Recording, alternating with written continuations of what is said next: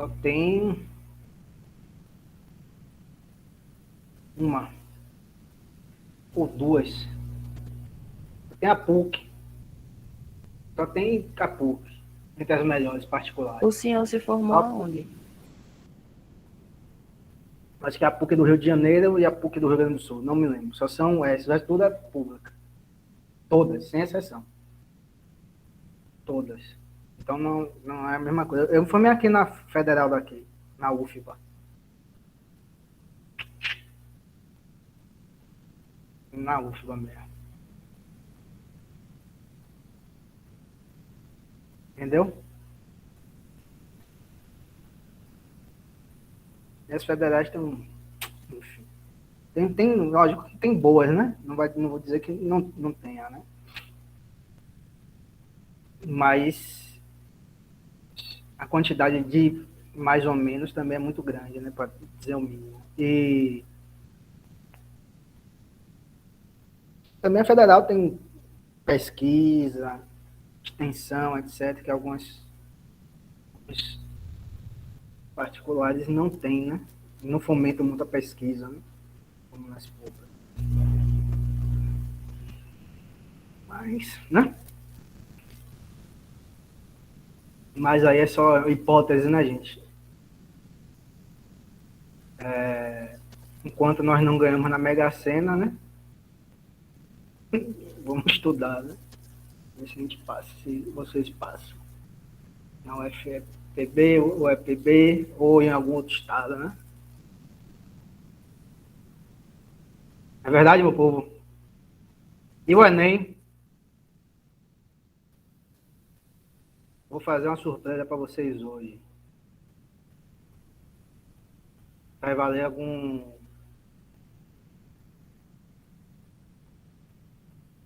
Mas aí é tranquilo. É...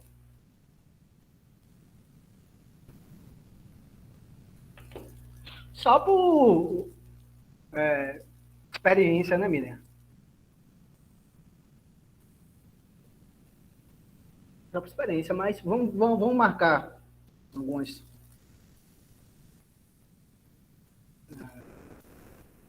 Eu tinha que falar, tenho que falar até com vocês sobre o dia para a gente deixar marcado o núcleo, né? O dia que vocês podem.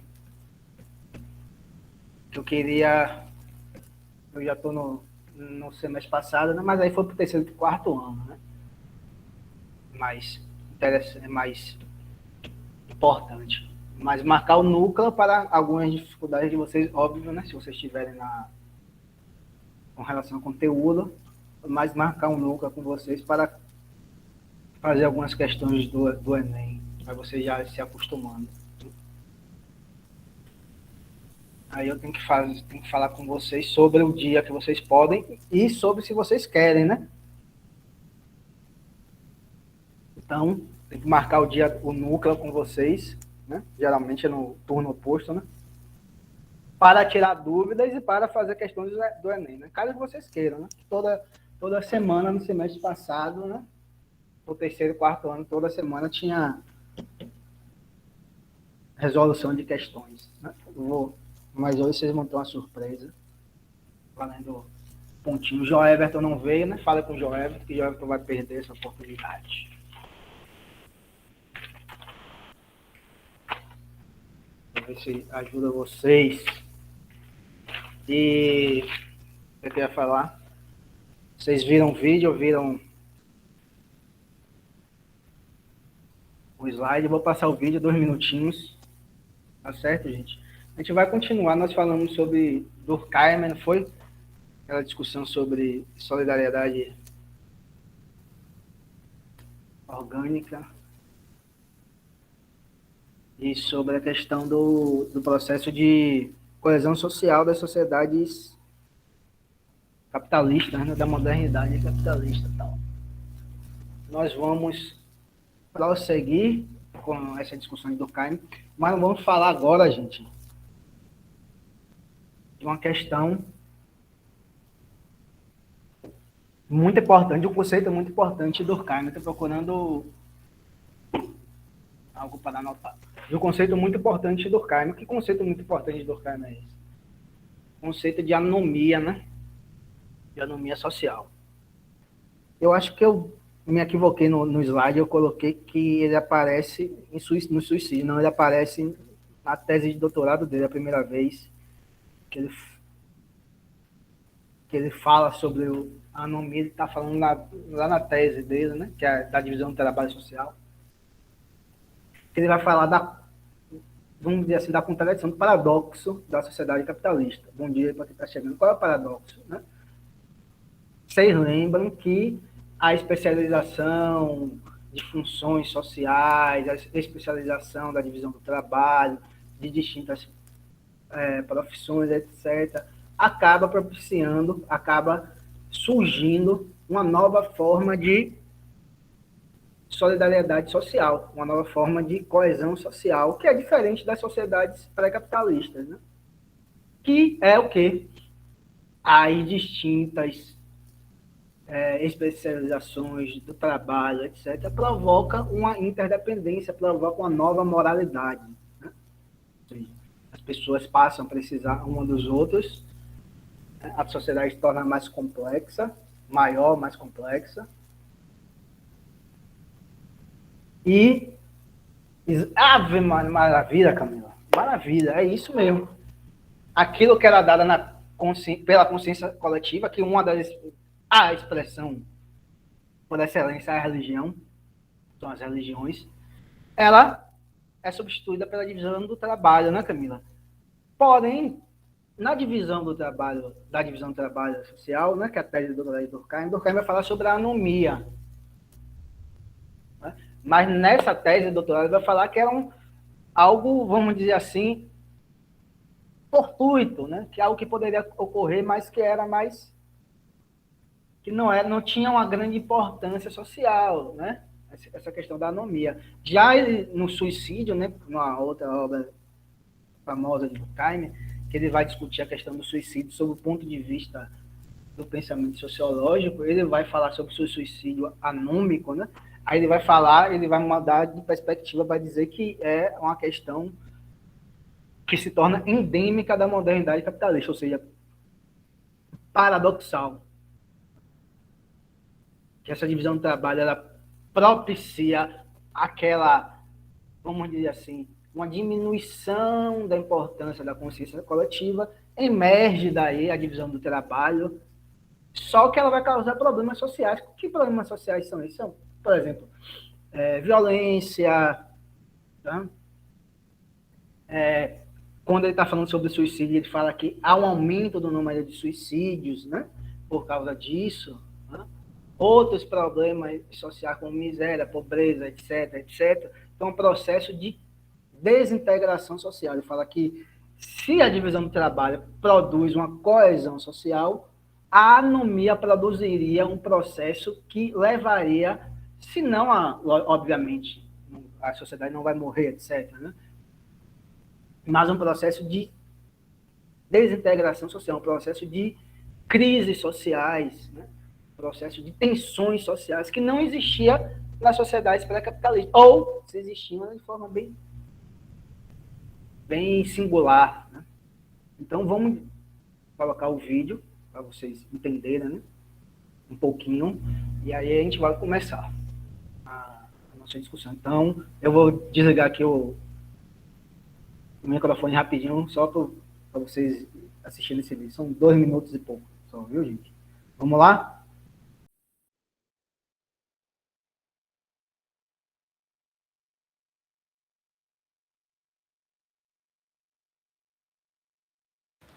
O conceito de anomia foi na sociologia cunhada por Emile Durkheim nas obras da Divisão Social do Trabalho de 1893 e Suicídio de 1897, tendo depois sido utilizada por ele na obra A Educação Moral de 1902, onde abordou o papel da moral no combate ao Estado anômico.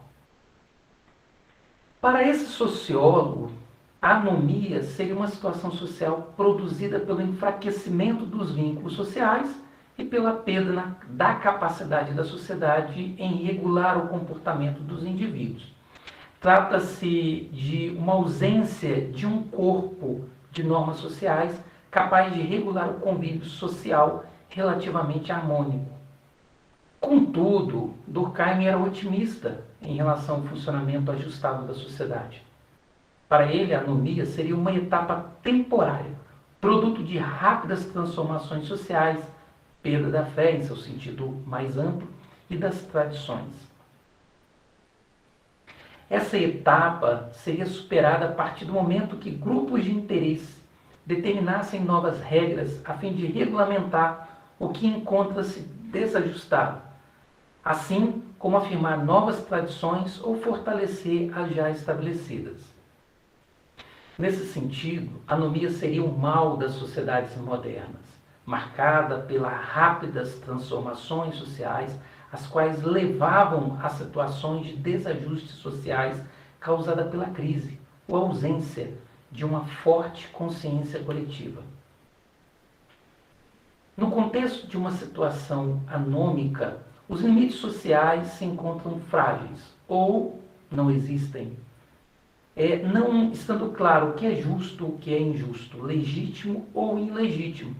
Perde-se assim os indivíduos as referências sociais. Essa situação gera um sentimento de frustração e mal-estar, parecendo que não existem normas, imperando o tudo pode.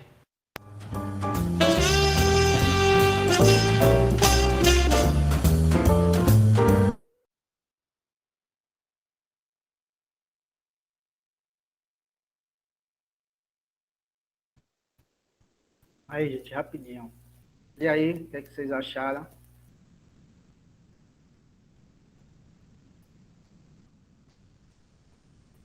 Você viu, né, que ele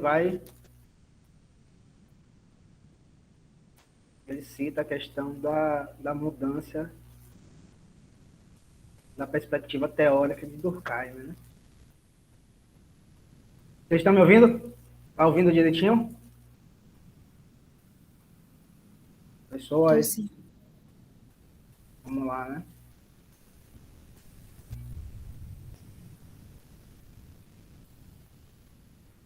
Olha último ponto, último pontinho desse primeiro slide.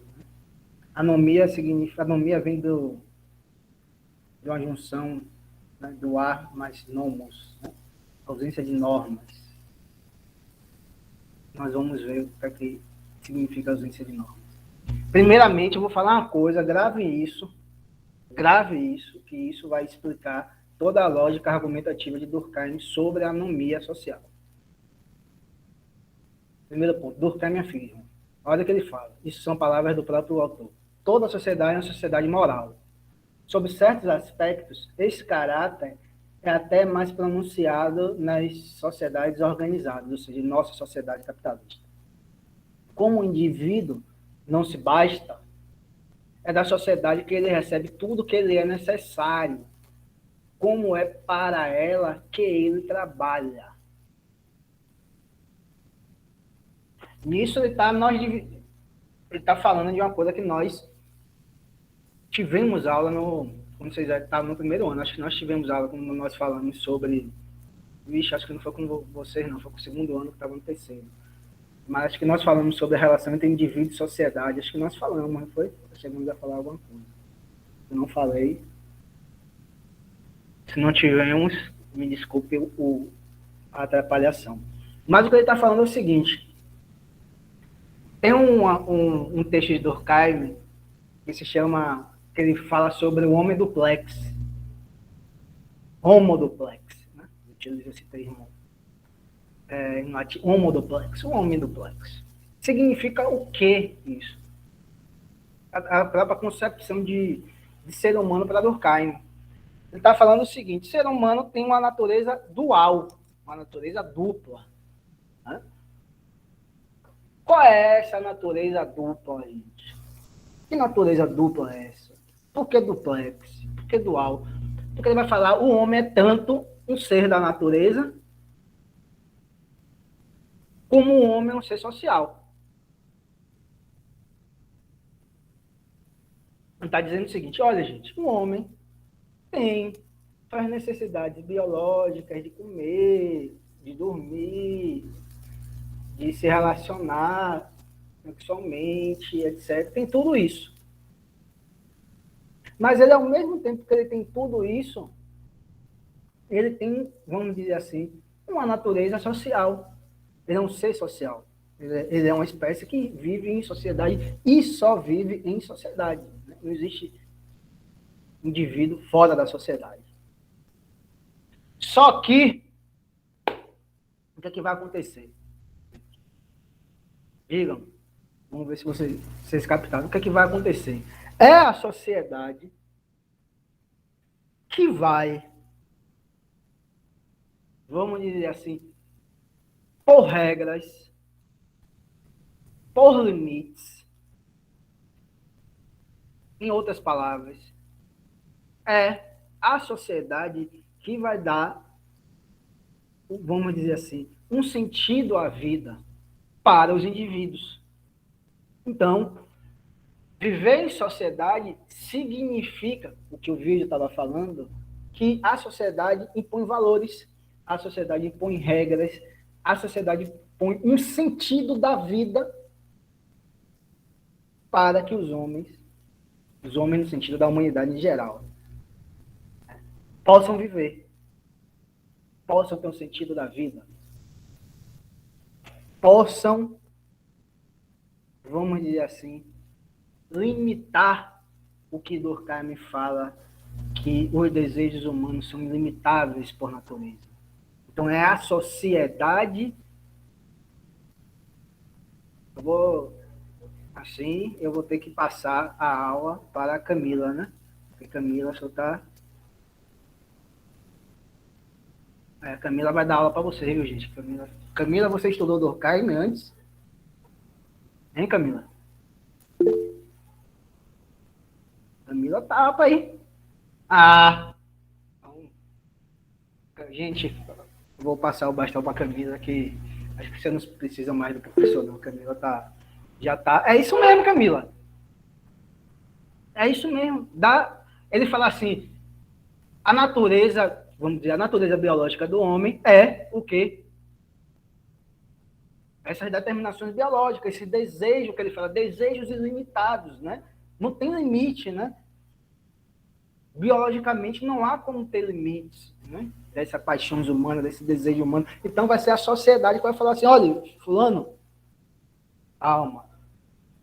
Olha, você vai até aqui você não passe, até aqui você não faça. Olha, o sentido de sua vida é aqui. Mais do que isso, ele está falando assim, até de uma forma bem conservadora, certo, que é da própria sociologia de Durkheim, ele vai falar que os anseios, os desejos, por exemplo, de um grande empresário, eles são dados pela sociedade. Os anseios e desejos dos trabalhadores são dados pela sociedade, né?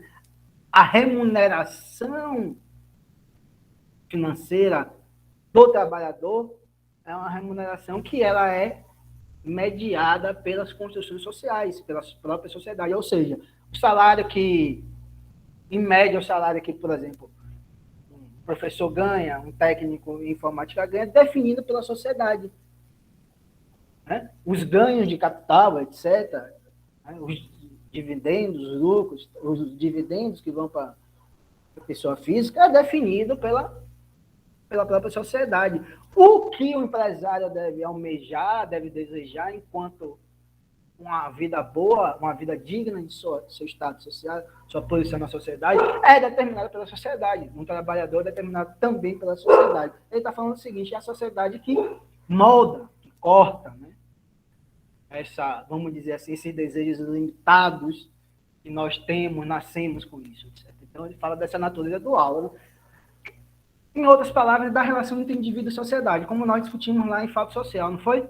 Fato Social não é toda forma de sentir, agir, etc. Lá, ele vai falando lá nas regras do método sociológico, exterior ao homem, coercitivo, geral. Ele está falando basicamente nisso. Então, da relação entre indivíduo e sociedade, ele está falando novamente que a preponderância é sempre da sociedade.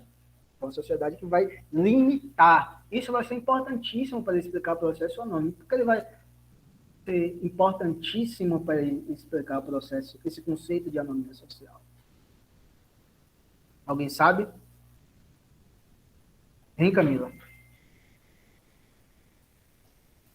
Ele vai falar que a sociedade capitalista é inerentemente, naturalmente, é a essência da sociedade capitalista ser o quê? Instável. Ela é uma sociedade instável, ela não tem a estabilidade que tem as sociedades, vamos dizer assim, tradicionais, as sociedades pré-capitalistas. Se você for lá nas tribos indígenas, outras sociedades, você vai ver que não é que não mudem ao longo do tempo. Lógico que essas sociedades também mudam, né? Mas você vê que as mudanças são muito mais demoradas ao longo do tempo, etc. E são talvez menos abruptas, né? Na sociedade capitalista, não. Muda-se muito rápido, né? Marx, lá Marx e Engels, no Manifesto Comunista, estão falando isso, não é verdade? Das mudanças da própria sociedade. Por quê? Porque a natureza do próprio capitalismo tem que mudar, né? E os desenvolvimentos das forças produtivas produzem transformações em outras esferas da sociabilidade humana, etc. Vai mudando, vai criando crises,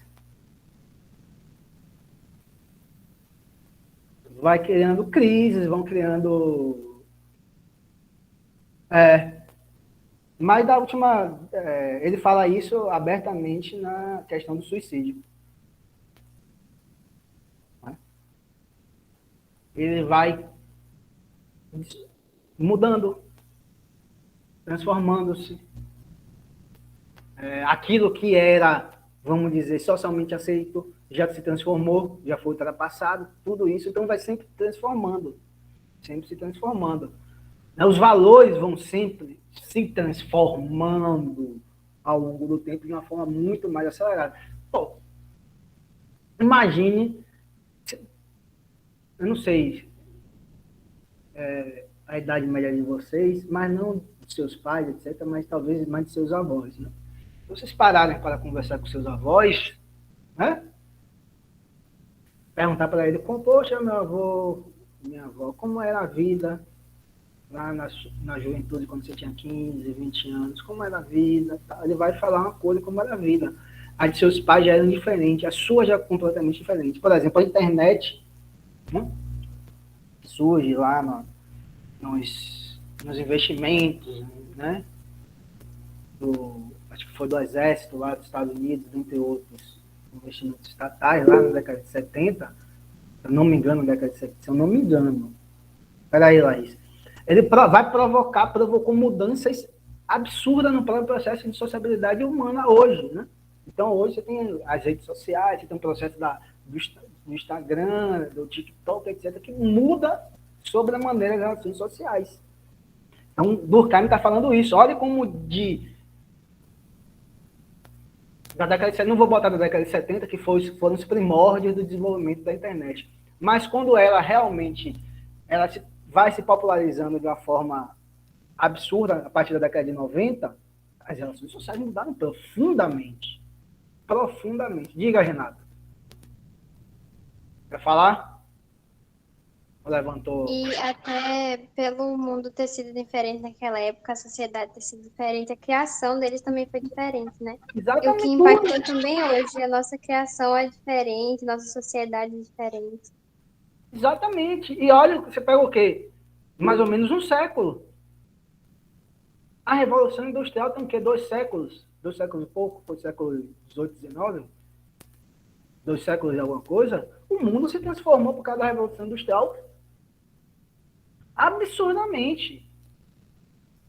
Absurdamente. O que em, sei lá, milênios ou milhares de anos, o mundo não teve a transformação que teve nesses dois últimos séculos, ou desses 2 séculos e pouquinho.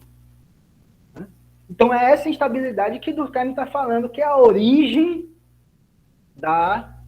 do conceito de anomia. Então, se as sociedades tradicionais, entendo as sociedades pré-capitalistas, caracterizavam-se por uma certa estabilidade social, ou seja, ocorria mudança, mas as mudanças eram lentas, quase que imperceptíveis ao longo do tempo. No capitalismo, não. É absurdamente mais rápida e absurdamente mais, vamos dizer assim, mais profundas, né? E aí, é o que a Camila estava falando. Isso significa o quê, gente? Isso significa o quê, gente? O que isso significa, gente? Que essa estabilidade, ela tem como consequência uma, vamos dizer assim, provoca em nós, né, indivíduos sociais, provoca uma que nós continuamente nós estamos vivendo sobre uma tensão, sobre uma dúvida, sobre uma instabilidade, sobre uma falta de segurança. Também, né? Só que essa evolução, no sentido do desenvolvimento, ela é muito rápida. Ela vai se transformando muito rapidamente. Então, quando ela vai se transformando muito rapidamente, aquilo que era considerado como bom, etc., etc., ela deixa de ser considerada como bom, ela torna-se estável. O que ele está falando aqui, não há segurança. Não há segurança nos valores sociais, etc., né? Você não vai... Nasceu, do seu nascimento até sua morte, você vai ter uma estabilidade. Não, você vai viver em uma instabilidade perene.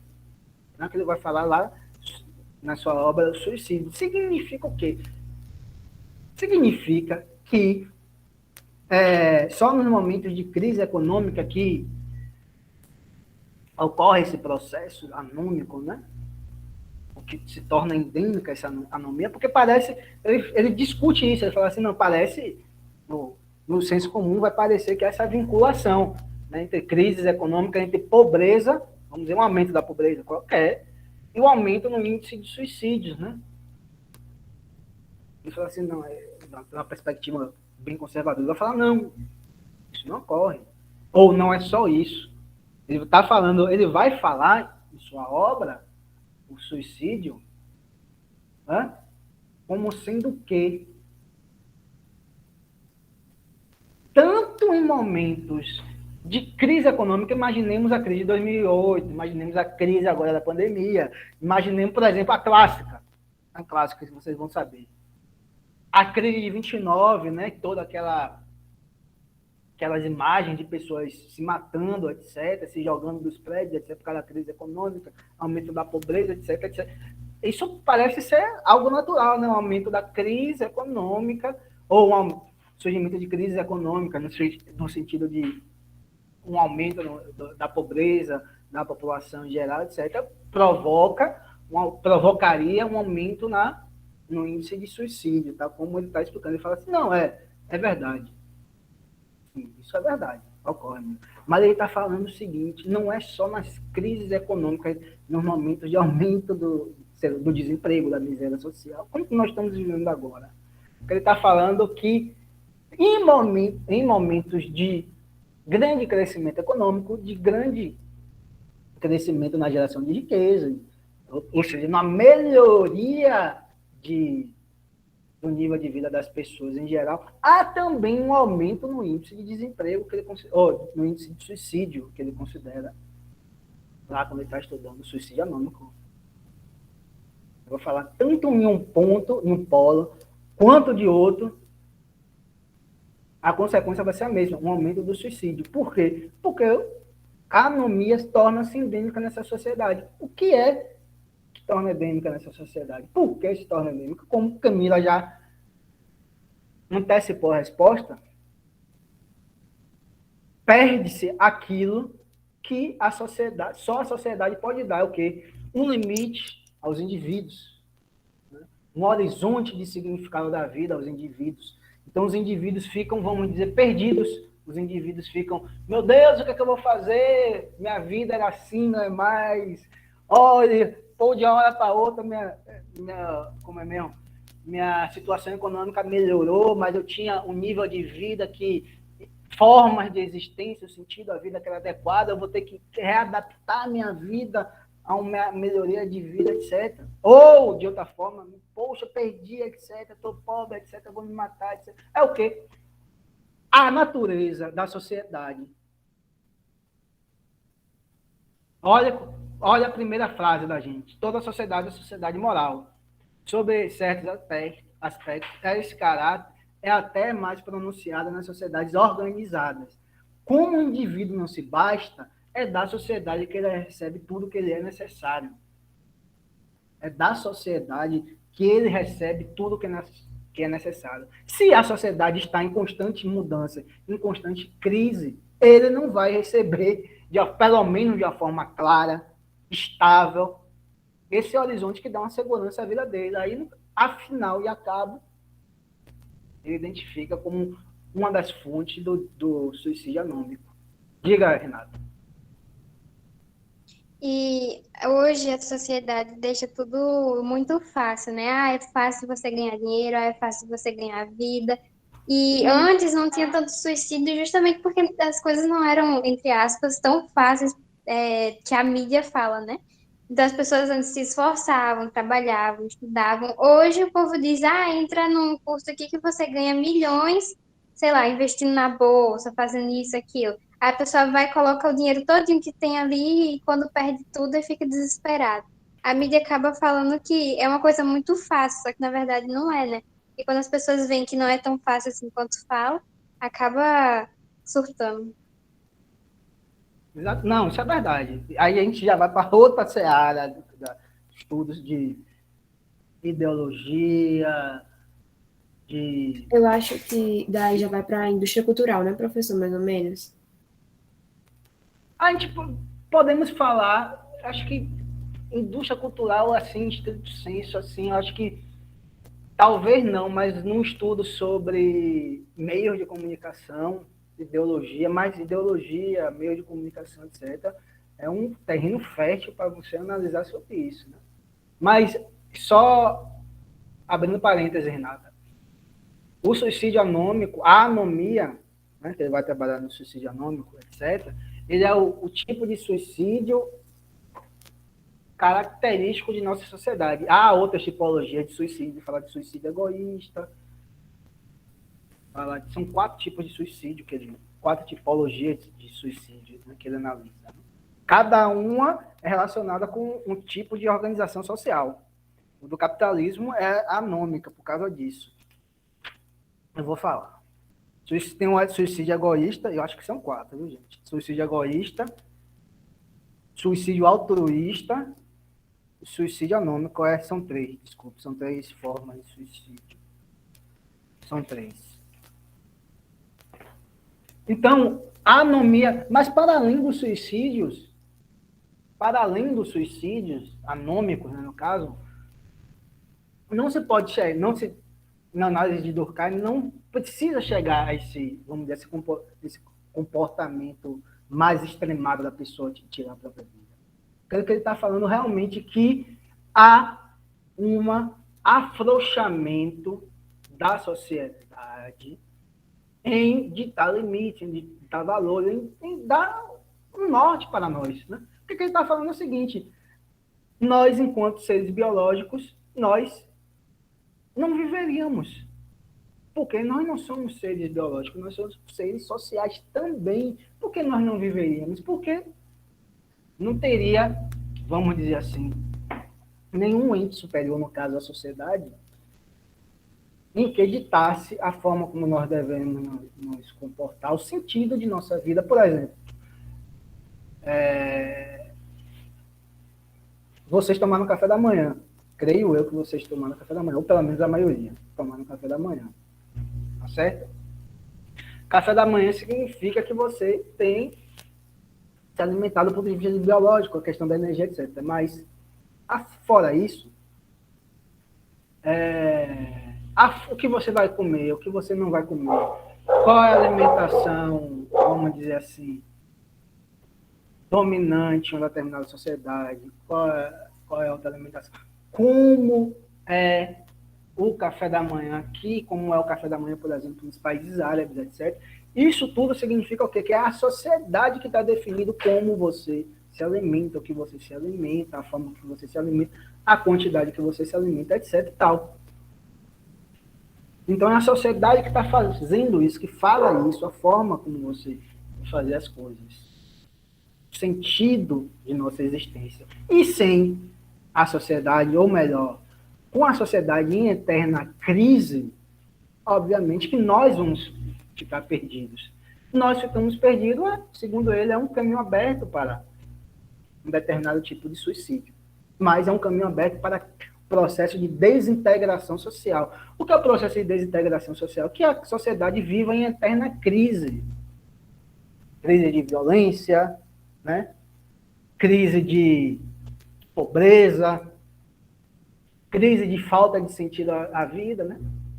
Tudo isso. Porque, por exemplo, crise da desigualdade social, né? Porque os trabalhadores, por exemplo, eles, logicamente, eles vão ter uma condição de vida pior, ou a luta de classes, por exemplo, vamos pegar um conceito do marxismo, a luta de classes, etc. Ele vai falar, ele vai ter uma explicação totalmente conservadora, que é o seguinte: por que existe a luta de classe? Porque você está vivendo numa sociedade extremamente instável, com falta de segurança, etc. E essa sociedade ela não consegue se estabelecer, dar segurança num processo de remuneração dos trabalhadores e dos empresários. Ele está falando assim, olha, num processo de estabilidade, num processo de segurança, né, os trabalhadores aceitariam receber aquilo que a sociedade acha que os trabalhadores de determinada função devem receber. Mas a sociedade está em extrema crise, ela não consegue estabelecer esses parâmetros e ocasiona, possibilita o quê? Processo de tensões sociais, lutas sociais, né? Violência urbana, etc. Mais nesse sentido, a explicação dele vai nesse sentido. Então é isso, gente. A sociedade, para Durkheim, da solidariedade orgânica, ou seja, da sociedade capitalista, ela é contraditória. A divisão do trabalho é a nova fonte de moralidade, como nossa querida Camila falou, de forma competente, mas ela também é fonte, ela torna-se fonte, essa sociedade torna-se fonte de comportamentos que levam a crises sociais, comportamentos que se levam a questões que ele chama de desintegração social. Tá certo, gente? Camila falou sobre... Camila está muito estacional a participação de Camila. Camila, você não foi embora não, né, Camila? Não vá não, pelo amor de Deus. A Camila está aqui ainda. Você perguntou sobre a moralidade pode diminuir esse número de suicídio, já que não já sei. Ele fala, isso é uma característica da própria sociologia de Durkheim, né? Seu funcionalismo positivista, etc. Que além de ele analisar a sociedade, ele tentava propor determinados, vamos dizer assim, determinadas normas, né? Que ele acaba fazendo uma sociologia normativa, né? Determinadas normas de como a sociedade deveria agir para, por exemplo, superar esse processo endêmico de anomia. Ele, além de analisar, ele propunha saídas, né? Saídas práticas. Aí, para isso, ele fala da moral profissional e das corporações, né? Ele fala que essas corporações deveriam se organizar de tal forma que deveriam produzir uma nova forma de moralidade. Ou seja, o que é essa nova forma de moralidade?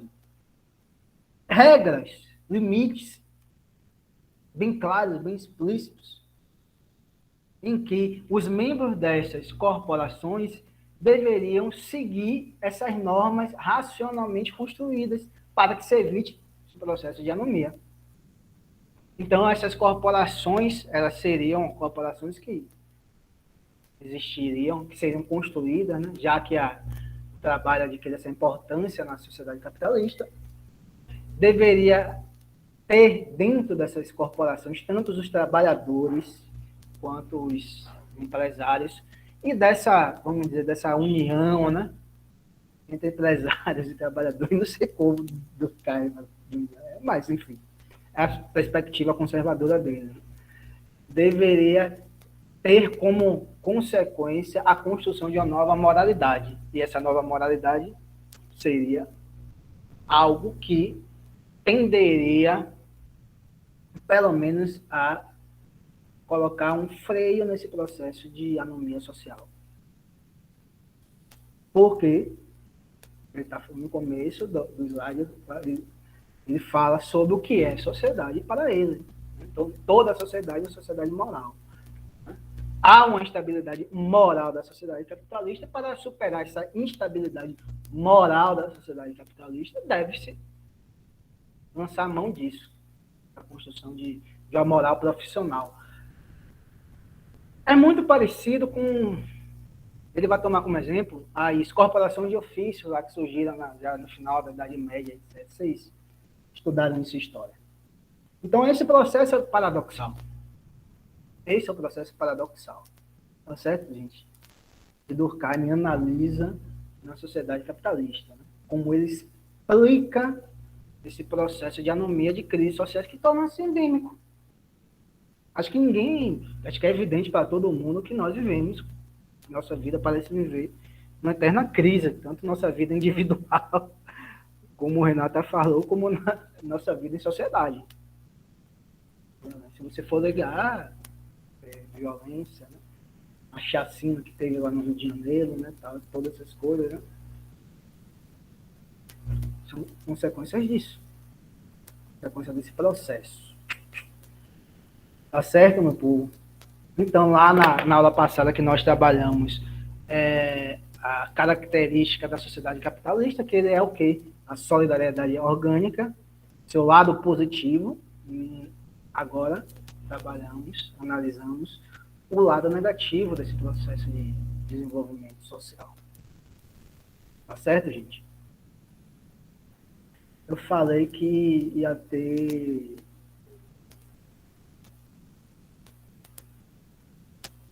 Antes de passar para isso, vamos lá. Olha o que ele fala. Palavras de Durkheim.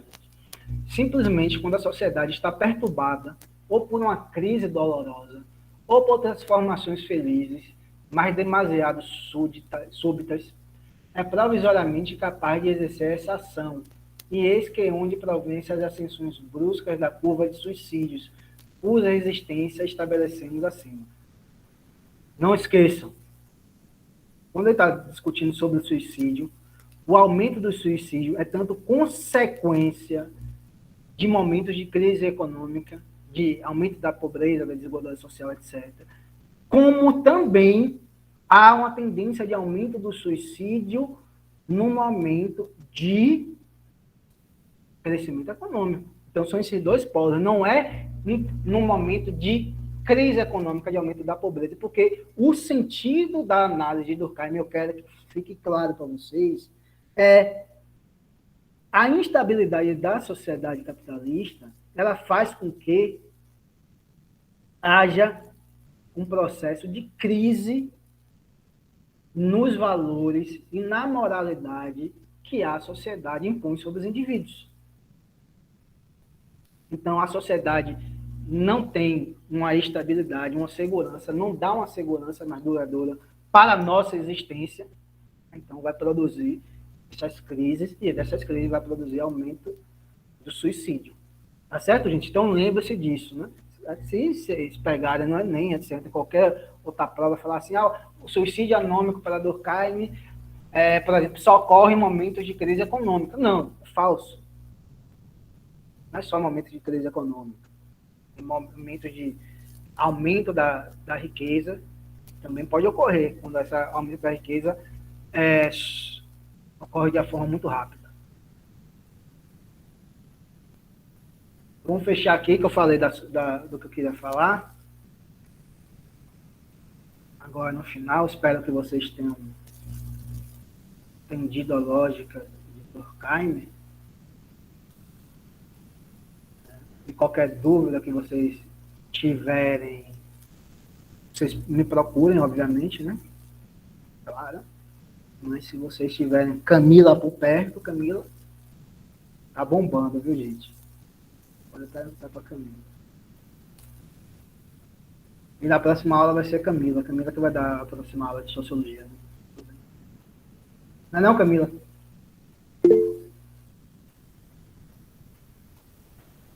Já vai, Renata, até a aula. Peraí, você vai agora mesmo? Calma. Vamos, olha, eu vou falar sobre duas questões agora do Enem, né?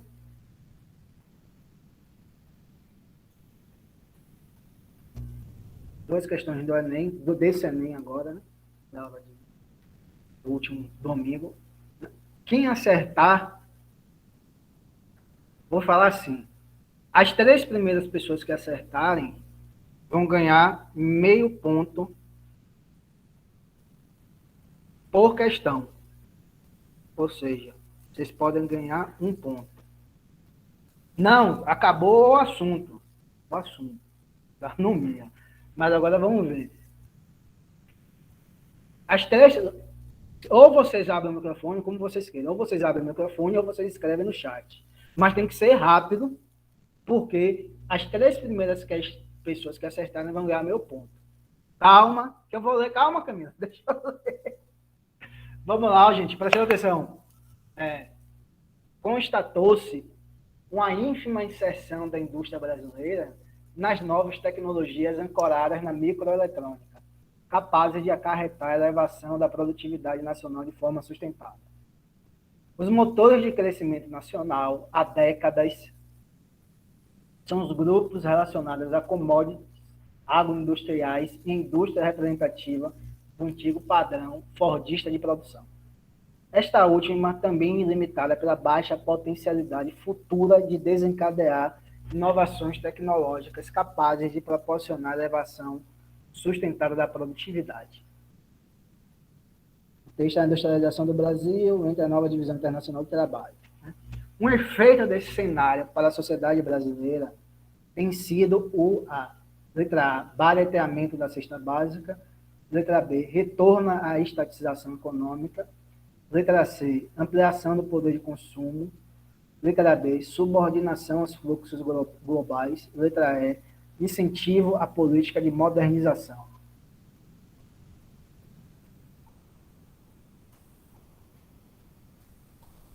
Já foi, já foi.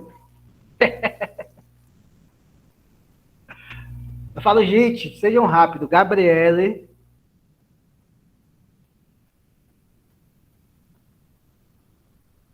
Priscila. E Camila. Não, não, peraí. Não, peraí. Camila. Desculpe, gente. Estava vindo de baixo para cima. Camila. Maria Giovana.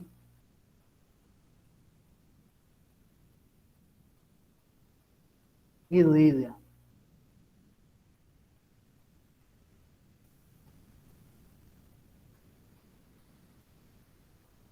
Meio ponto. Para a gente ajeitar tudo direito, quando eu falar valendo, aí vocês podem responder no chat ou ligar o microfone como vocês queiram. Né? Essa 47. Quando a taxa de remuneração do capital excede substancialmente a taxa de crescimento da economia, pela lógica, a riqueza herdada aumenta mais rápido do que a renda e a produção. Então, basta aos herdeiros poupar uma parte limitada da renda de seu capital para que ele cresça mais rápido do que a economia como um todo. Sob essas condições, é quase inevitável que a riqueza herdada supere a riqueza constituída durante uma vida de trabalho e que a concentração do capital atinja níveis muito altos. Considerando os princípios que legitimam as democracias liberais, a lógica econômica descrita no texto enfraquece, letra A, ideologia do mérito, letra B. Calma, gente. Não, calma. Eu falei com valendo. Quando eu falar valendo. Calma, gente. Ideologia do mérito, direito de nascimento, eficácia da legislação, ganho das financeiras, eficiência dos mercados. Calma, calma, Maísa.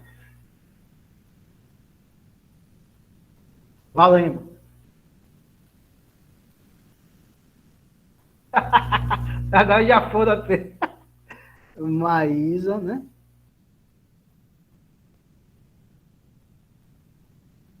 Só povo rápido, né?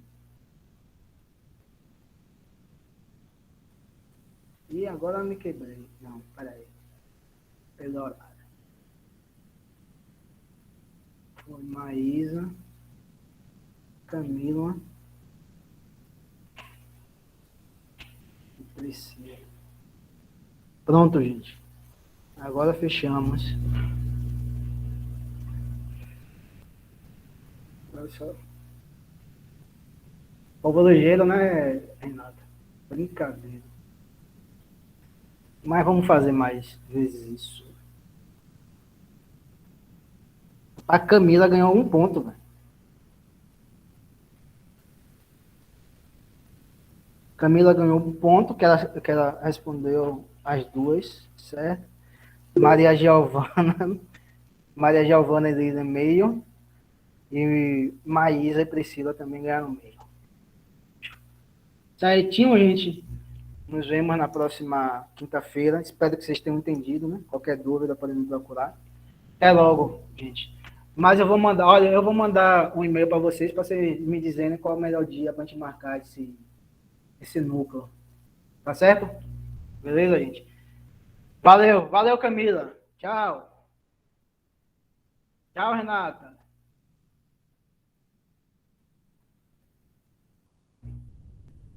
Bom final de semana, meu povo.